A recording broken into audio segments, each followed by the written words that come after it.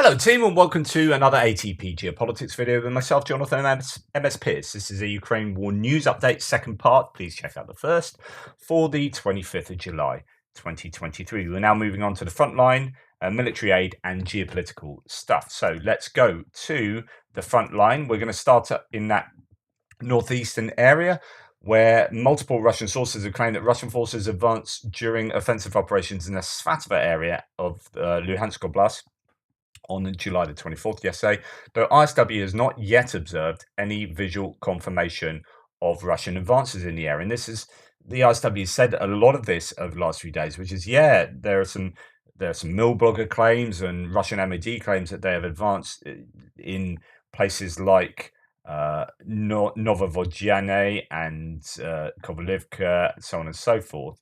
But actually, we haven't got any definite confirmation that's happened, or at least to the extent. Some Russian mill bloggers claimed on the 23rd that Russian forces captured Novohirivka, but other Russian mill bloggers claimed yesterday that Russian forces advanced in the area were limited or unconfirmed. And Russian mill bloggers claimed that Russian forces expanded their foothold on the west bank of the Zherebets River, southwest of Svatova, and advanced up to 5 kilometers deep into Ukrainian lines. But Russian mill bloggers claim that Russian forces have also captured at least one Ukrainian fortified position near Kalmazianivka. So that's the main area that this is taking place. And another claim that Russian forces have conducted a failed ground attack against Nadia, which is nearby. ISW has not observed any visual confirmation of Russian advances in this area, and these Russian claims may be part of a broader effort to exaggerate claimed gains in that area. However, I think there are gains. If you look at Andrew Perpetua's mapping, that will be dependent on shelling and on geolocation of videos. I think there's definite gains in the area. How far, how widespread they are, I don't know. I guess we'll find out eventually. But there are also claims that the Ukrainians have stabilized that front and that it's all kind of somewhat contained at the moment. So that better news for the Ukrainians in that area, I think, but I'm not certain. And then we go down to Bakhmut, where an awful lot has been happening, and an awful lot over the last 24 hours. So initially, we had Ukrainians reporting that they take control over a large part of the Height 197 south of Klishchivka, which is indicated there. This was the last height and defensive stronghold for the Russians near the settlement. When fully controlled, Klishchivka is cut off from Andriivka, which is a village to the south. And Andriivka will be untenable, getting attacked from both the north and the west. So it's driving that wedge between these two settlements, starting to surround Klishchivka from the south, but also Andriivka from the north. They are on the outskirts of Andriivka, arguably now, or may even be fighting inside Andriivka. We are starting to see, well, not starting, I mean, this has been gradual for some time, but there was just a large amount of land that was suddenly taken yesterday in this southern area south of Klishchivka that has meant that momentum is really in Ukraine's favor. Ukraine has entered Klishchivka and is advancing towards Andriivka, 1.5 square kilometers added to the liberated status, said Global War Monitor. That was yesterday afternoon. And then subsequently, I mean, this is this morning, Ukrainian forces south of Bakhmut have almost entirely cleared the area west of Andriivka. Furthermore, the Ukrainian control the entire overlooking ridge of Klishchivka, and by doing so has established effective fire control over the village. So it does look like Andriivka is in trouble, and Klishchivka with it too. Now, when we look at some of the Russian sources coming out of here, like intercepts and whatnot, or translated Telegram messages, this is one such one. From the field, they report that Klishchivka, which is on the flank of Artemovsk, that's Bakhmut, is on the verge of defeat and shameful surrender. It was possible to knock out our infantry with the help of these same cluster munitions. So again, as I talked about in my first video today, this idea that cluster munitions could be responsible for the success that Ukraine are seeing over the last day or so. The sudden movement here around Bakhmut, around Klishchivka, more so, and again some gains on the southern front as well. Given the lack of reserves and rotation, this is talking about problems we've discussed before as well. That the Russians don't have rotation, they're not rotating their forces, and they don't have the reserves. They're not rotating them because they don't have the reserves. Right? Given the lack of reserves and rotation, the fall of Klishchiivka is only a matter of time. Um, that is, yeah, not looking good from that point of view. Dmitry from War Translator says a difficult situation for the occupiers south of Bakhmut. Russian channels talk about Ukrainians approaching Andriivka. Ukrainian sources mention more success, including strategically outplaying the Russians. And he talks about Bakhmut Demon. We'll go to him in a second. So this is a Russian source saying, unfortunately, there are reports that Andriivka, south of Klishchiivka, in the Bakhmut direction, has become a grey area. A very difficult battle is going on. The Ukrainians, an expletive for Ukrainians, have been writing about Andriivka for 2 days already, but this is a lie. In fact, the information really began to emerge only yesterday. It was also confirmed by colleagues, but at the moment it is not known which part of the settlement is under the Ukrainians and which one is under the Russian armed forces. It's known for sure that no enemy forces are in the center. They are on the outskirts. So on the outskirts of Andriivka, that's according to a Russian source. And Bakhmut Demon talked like yesterday was talk about they've become closer to Andriivka along Klishchiivka.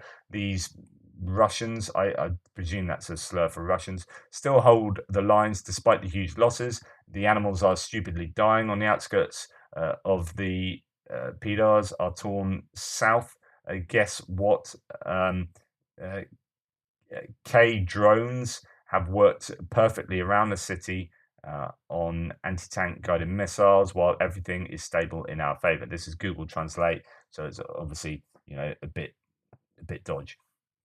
It says we cut them like butter where they did not expect Klishchiivka until they pass on Bakivka too.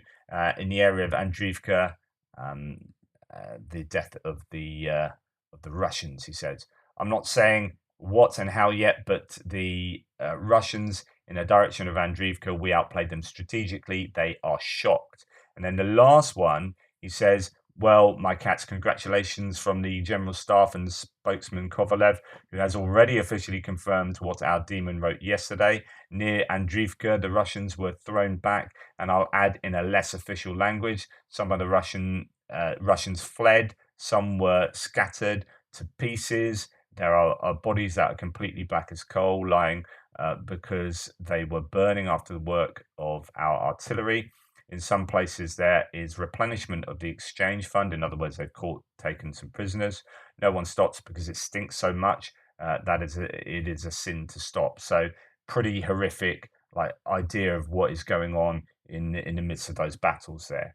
Now, worrying stories coming from Russian channels continue about northern Bakhmut as well. The AFU, the Ukrainians are attacking Bakivka again, pushing the Russians to the rear of the settlements.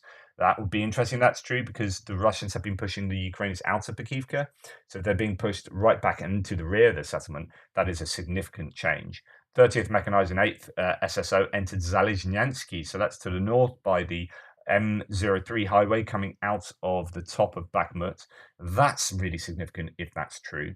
24th, 5th, and 22nd Mechanized fighting northwest of Klishchiivka, and the 3rd Assault Brigade is attempting to advance towards Andriivka. So lots going on around Bakhmut. And one thing that's not been discussed a lot, says Defmon, is that the Russian forces have several of their VDV units in the Bakhmut area. I love the fact that his icon for the Chechens is a TikTok icon. It's brilliant. Sorry, I interrupted myself. Several of the VDV units to Bakhmut to stop the AFU advances. The attrition of these troops will have impacts on the Russians' offensive and defensive potential in the future. The question is, how much is it costing Ukraine? Taking Bakhmut back would not only give any significant operational benefits, another thing to point out is the city is more or less destroyed. So, yep, there isn't huge, massive amounts of intrinsic strategic benefit for having Bakhmut, but it's all about, well, if you're Ukrainian, you want all of your land back, then, like I said for the Russians, then you at least need Bakhmut. So it's a stepping stone to going further on. But also, it's a case of attriting Russians at a rate that's beneficial to the Ukrainians. And if they can do that with the help of renewed artillery, with cluster munitions, then, that is what they're going to be doing. And if also they are attriting the Russian elite forces like the VDV units. There's a claim here, and there's talk in the thread elsewhere about how you can see it starting there actually. How about it, there is this issue with the VDV being used as a kind of pawns, maybe in this argument with Shoigu and Gerasimov and so on and so forth. And in fact, I think there were some VDV units that said they weren't going to fight anymore. And all, some people are claiming they're being thrown into the meat grinders, kind of punishment for that kind of activity. Anyway, yeah, it is. Bakhmut is looking better for the Ukrainians, certainly today and more recently than it has been. It kind of stopped for a little bit. It went really well, and then it kind of ground to a halt, a bit like the South as well. It is again the question: is cluster munition responsible for this renewed impetus? If we come down to Donetsk, Krasnohorivka, the one to the south of Donetsk, just north of Mariinka, that's where the mine is. In fact, that is just below the mine as far as I can work out. That's the mine there. So they've maybe just taken ground up to the mine, and the mine is in grey area, as according to Global War Monitor anyway. 1.4 square kilometers has been added to the occupied status there. So a bit of to and fro in some of these places for sure. Their 1.4 kilometer advance the Ukrainians have made in the Berdyansk direction. That usually refers to Velika Novosilka. Ukrainian forces advanced from 350 to 1,400 meters in the Berdyansk direction. The Tavria Operational Strategic Group's press center reported yesterday. That is good news. That could be around Priutne, could be around Staromyorsk, around Uruzhaini, so on and so forth. In fact, War Mapper says as we go west, so if we look to the east first, so that's where we're talking about just then. An advance has been announced there. Not quite sure at the moment until I look into it in more detail where that advance is. And then there's this talk of an advance around Robotna as well. So it looks like the Ukrainians have advanced and have control to the south of the defensive line. So you can see there on War Mapper map. That was the one I was telling you was we had geolocated evidence that Ukrainians had taken that. We're in there. That was probably a week ago now. It looks like, I don't know whether they lost it and have subsequently taken it again, or whether they've just been there and fighting hard to go south. But there has been a bit of a breakthrough, I think, in the Robotna area as well. Some talk about successes there. And again, further west in Kamyanska, some people are saying that this area, Kamyanska, you've got Piatikhatki, you've got Zerebianki, you've got Kamyanska, and then Luhove just to the south of that. Some people are saying that bets are on as to whether that will be one of the areas of breakthrough. That could be the area where Ukrainians have actually had the most success in the last 48 hours, and if they can carry on momentum there, you might see a breakthrough towards Vasilivka from Kamyanska. I don't know, but that is certainly an option. And then when we come down to Kherson, the Ukrainians are pushing eastwards towards Oleshki. That would be eastwards from the kind of island just north of the Konka River and south of the Dnipro River, where they have got some purchase. We haven't heard much news about that territory that they have under their control, and whether we heard of initially they were working themselves eastwards, but that was again maybe a week ago. Russians have actually retreated in multiple areas. No Reports has entire grey zone along the Antonivsky Bridge area, and that the Ukrainians, have increased their area of control in this Dacha area, and the Russians don't have control over that area of buildings that they fought for some time ago. So this is in line with what reporting from Ukraine said in yesterday's video, I think. 2 nights ago, talking about how they've been pushed back to Oleshki, the Russians. So this could be pretty significant, because if they have control over this whole kind of island area, then you can start working out how to get meaningful amounts of mechanized equipment across, if you're doing that in tandem with taking out the Russian artillery too. So that's a frontline update. We'll look now at military aid. US has a $400 million aid package, including missiles for HIMARS, NASAMS, so that's the national or Norwegian air defense system, Stingers and Javelins, howitzer artillery rounds, 32 strikers. It was interesting. I was listening to the end of Perun, as I've mentioned the video already in the first, or maybe it was in this one, I don't know, video today. Go and watch Perun's video on cluster munitions. He talks about at the end of that, if he was given like $1 billion or whatever, what would he spend that on for Ukraine? He is like more of what they've already got. So more more cluster munitions, more artillery ammunition. I mean, it's said it's a real vanilla kind of. It's not very interesting, but actually, what they need most of is artillery ammunition, uh, and storm shadows and stuff like that, HIMARS, all of that stuff. Just loads more of that because that's what's doing the damage. Anyway, they are receiving some of this stuff from the US there. 32 strikers. These APCs. Depends what the armament they have on the top as to, I guess whether they're kind of infantry fighting vehicles. That you can have different variations of the striker. Demolition equipment, mortars, Hydra 70 rockets, 28 million rounds of small arms ammunition, etc., etc. That's according to the Associated Press. The Council of Lithuanian National Defence Council approved, or the Council of Council, approved a 3-year, €200 million support plan for Ukraine. As I keep saying, it's all about these sustainable packages of support, not just ad hoc. Here you go, oh, and here you go. But it's like, here's a 5-year plan, and that then gets around this issue of running out of support, running out of war fatigue, and all that kind of stuff that Russia are banking on. This kind of locks into support contractually, if you like, over a long time period. So that's great. The main areas of support will be lethal and non-lethal equipment. I love that. The main areas of support will be everything, A and non-A, which is everything.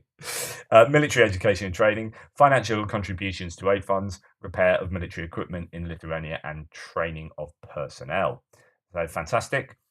Spain says 4 Leopard 2 tanks, 10 armored carriers are en route to Ukraine. The Spanish Defense Ministry announced, I think they've left Santander by sea on the 24th, that 4 Leopard 2A4 tanks and other Ukraine-bound military and humanitarian aid have left a Spanish port for Poland. The cargo shipment further included 10 M113 armored personnel carriers, 10 cargo trucks, an armored multi-purpose vehicle, and 5 ambulances, including 2 armored ones. So thank you very much, Spain. The John Cockerell Company, which is a Belgian company, has been entrusted by the Belgian Ministry of Defence to refurbish multiple M113 APCs recently acquired by Belgium to be prepared for transfer to Ukraine. So that's really good. These are well used. Yes, they're old, but they get used behind the front lines. You wouldn't use them necessarily to attack, although I have seen some used on the front lines, but often they're used as ambulances or carrying, doing evacs of wounded troops from the front line. Used in multiple ways. They're just kind of an old school workhorse. Okay, we are building the power, quote, we're building the power of Ukraine as a weapons manufacturer. We already have the first successes. I cannot reveal more, but the greatest emphasis is placed on the production of rockets, and that's from Minstrateh-Prom. The production, so this is a arms manufacturer in Ukraine, an indigenous organization. The production capacity of the Ukrainian defense industry has doubled over the past month. Ukraine will become the weapons arsenal of the free world and an expert in conventional warfare. We want our country to become the largest arms producer in Europe. So that's all big talk there, but that's really important. And in fact, an example here of indigenous manufacture, Ukrainian developed UAV, so drone Serco, entered mass production. A representative of Sky Assist reports a drone is capable of finding targets at 65-kilometer distances and can transmit video from a 25-kilometer range while only costing several thousands of dollars. In June, several hundred were made. So that's really good. Germany is reaching agreement with Poland regarding the repair of German-made tanks that were damaged at the front in Ukraine. This was announced today by the spokesman of the Ministry of Defense of the Federal Republic of Germany, Mitko Müller. Müller did not specify the amount and capacity of the repair shop. So there was a delay on this, given that one of the coalition partners in this repair facility was a Polish company, and they were trying to charge crazy money, and it basically put a kibosh on the whole project until obviously an agreement could be reached. Now, here's a group of 155mm M109Ls. I don't know if these are ones that come from Italy or the US or wherever, but have arrived on the Eastern Front, probably in the Luhansk, Donetsk, Kharkiv triangle. So these could be being sent to that salient that the Russians have gained around Karmazianivka. But yeah, so that is just showing you that they are getting to the front line. In the face of a shortage of traditional 155mm rounds and limited production capacity, cluster munitions offer solutions to Ukraine's counteroffensive effort. This is what I was talking about earlier. One cluster ammunition round replaces 10 to 15 ordinary ones. And we are seeing these we've seen the first kind of boxes of them there. We have heard that they're using them, but now we've seen evidence of the actual shells themselves lined up and whatnot. And people have been spotting what those were, and the fact that the US had X hundred thousands of those, and they've got that. And so, there was claims as well that some of these cluster munitions are usable 203mm rounds, usable in the pions in these big Soviet era howitzers. Well, that would be super useful if a bunch of inventory of cluster munitions can be used in non-NATO howitzers. Really, really important that. Right, bit of a problem this. China, despite calling for peace, secretly supplies Russia with body armor components, thermal images, and drones over $100 million worth. The West warns China risks sanctions if it provides direct military aid, says Politico. That is a really big worry there, because all of that stuff is still really important, and it gives, if Russia don't have thermal images, don't have the drones, don't have body armor components, then Ukraine has a competitive advantage. It's that asymmetry that I've talked so often about. But if China can stop that, then that is pretty harmful. Right, moving on. There's only a couple of geopolitical things to talk about. First of all, is US Speaker of the House Kevin McCarthy has announced last night on Fox News that the House of Representatives is preparing to launch an impeachment inquiry against the current president, Joe Biden, for his business dealings in the interests of his son. So this is the whole Hunter Biden, Joe Biden, yawn. The only reason I mention this is the threat that something like this could have in derailing support for Ukraine. That's the only thing that's relevant to this video. You hope that the actions of people like Kevin McCarthy here don't have the law of unintended consequences. I just hope it doesn't affect US support for Ukraine.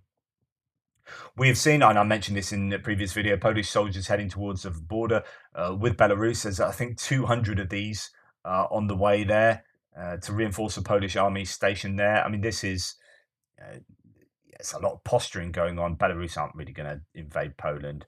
Poland aren't really going to invade Belarus. But things are ramping up. You wonder what is the outcome there, really. Right, and the last thing I'm going to say is about the Zaporizhzhia nuclear power plant. Its blocks are put into nuclear power plant blocks put into shutdown mode. The fourth and fifth blocks of Ukraine's Zaporizhzhia power plant were put in a shutdown mode, according to the Moscow-installed administration of the plant. Reuters reports that the administration said today on its Telegram channel, quote, "In order to conduct a scheduled technical inspection of the equipment of power unit number 5, the management of the Zaporizhzhia nuclear power plant decided to transfer it to the cold shutdown state, and that in order to provide steam for the station's own needs, the reactor plant of power unit number 4 was transferred to the hot shutdown state." I mean, they often say things like, we're going to shut down for technical reasons. They did this with the Nord Stream pipelines. Oh, yeah, we're just closing down for technical reasons. Oh, yeah, no, we're not opening it up again. All right, okay. Last week, the IAEA said its experts had carried out inspections at the plant without observing, scare quotes, observing the presence of any mines, although they had not been given access to the rooftops of the reactor buildings, which were where the mines were supposedly placed. The IAEA had still not been given access to the roofs of the reactor buildings and their turbine halls. its latest statement said. After falling into Russian hands, Europe's biggest power plant was targeted by gunfire and has been severed from the grid several times, raising fears of a major nuclear accident. The 6 reactor units, which before the war produced a fifth of Ukraine's electricity, have been shut down for months. Right. And then we have this. UN says mines found at Zaporizhia plant. The UN's atomic watchdog said it saw anti-personnel mines at the site of Ukraine's Zaporizhia nuclear power plant, which is occupied by Russian forces. The AFP Agence Press reports. Europe's largest nuclear facility fell into Russian forces fell to the Russian forces shortly after the invasion. And Kyiv and Moscow have since accused each other of planning an incident at the site. On the 23rd of July, the International Atomic Energy Agency experts, quote, saw some mines located in a buffer zone between the site's internal and external perimeter barriers. Agency Chief Rafael Grossi said in a statement on Monday. The statement did not say how many mines the team had seen. The devices were in, quote, restricted areas that operating plant personnel cannot access, Grossi said, adding that IEA's initial assessment was that any detonation should not affect the site's nuclear safety and security systems. Laying explosives at the site was, quote, inconsistent with the IAEA safety standards, no shit, Sherlock, and nuclear security guidance, and created additional psychological pressure on staff, he added.